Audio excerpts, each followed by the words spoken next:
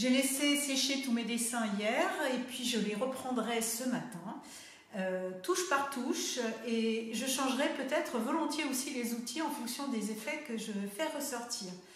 Il y en a certains que je vais laisser tels quels, qui m'ont plu dès le premier passage, je ne les toucherai pas.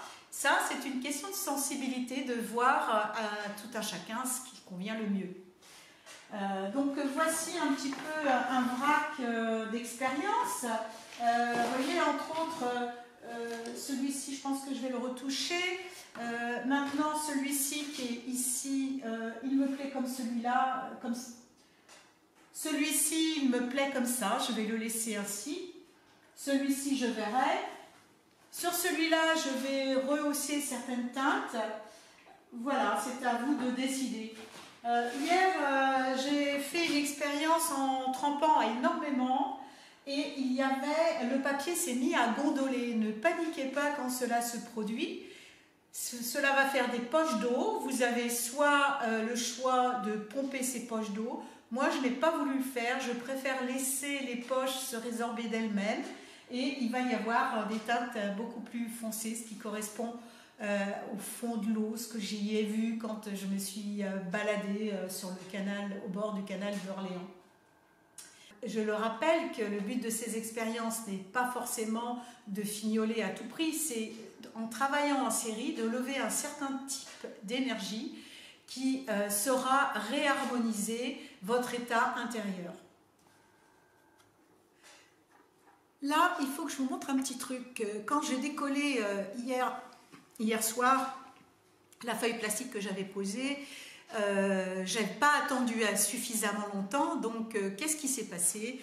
Eh bien, il y a des petits passages qui se sont un petit peu déchirés. Ça n'a aucune importance. Si cela se produit, vous reprenez votre petite spatule avec les couleurs adéquates et puis vous repartez pour boucher quelques petites, s'il y a eu des impacts. Donc là, ce que j'ai choisi aujourd'hui, justement, c'est de vous montrer comment retravailler en utilisant les couteaux. Donc là, je vais utiliser, alors le couteau, comment ça s'utilise? Soit vous allez l'utiliser à plat, comme ceci, en créant des petits tapotis, soit carrément le plat de la spatule et vous tapotez. Si ce que vous avez fait ne va pas, c'est simple, vous prenez un peu l'éponge, pareil, vous tapotez un peu et vous répartissez les teintes. C'est possible parce que le support est très sec, donc même si vous mouillez un peu, comme c'est de l'acrylique et en séchant forme un film plastique, vous n'aurez aucun problème. Je vais quand même rehausser des petites teintes, entre autres là, vous voyez, je laisse la couche précédente, mais je rehausse certaines couleurs. Cette couleur mate, elle est intéressante parce qu'elle peut se travailler aussi bien en volume qu'en dilution. Elle a une très très bonne réponse à la dilution aussi bien qu'au volume. Je n'ai pas envie de pousser plus loin l'expérience, cela me convient comme ça. Je ne laisse pas de blanc, sauf si c'est voulu pour la lumière, mais dans ce cas-là, je préfère utiliser les jaunes. Voilà.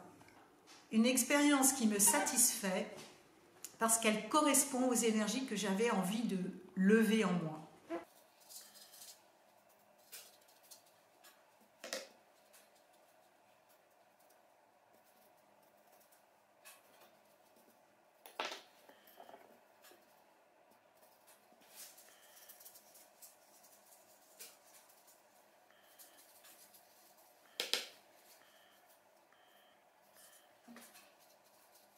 Quand vous travaillez avec deux pinceaux, surtout ne vous trompez pas, il y a celui qui contient la couleur et celui qui contient l'eau.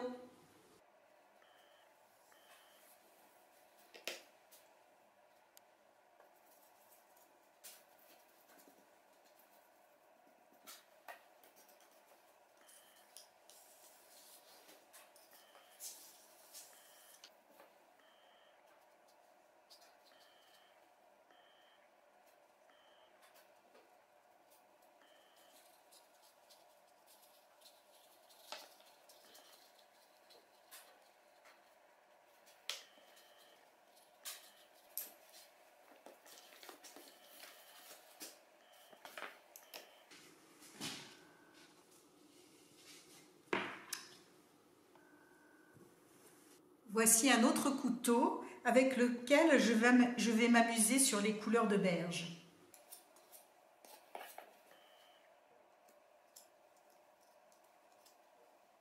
Là, je ne vais pas aller plus loin.